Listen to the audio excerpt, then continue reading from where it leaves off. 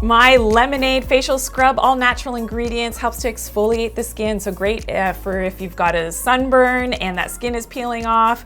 Great for pre and post shaving. You're gonna love this if you get ingrown hairs as well. It's a really great way to get that dead skin off of the surface of your skin.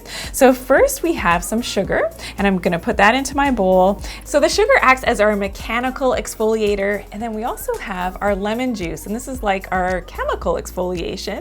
But of course it's a natural chemical because of the acids in the lemon, in the citrus. I'm just gonna mix this all up,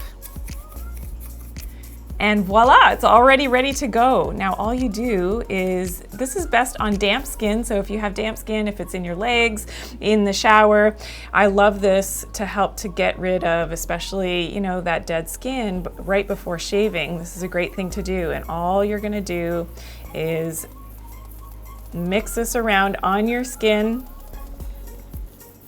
and you can feel that it's lifting away all of that dead skin.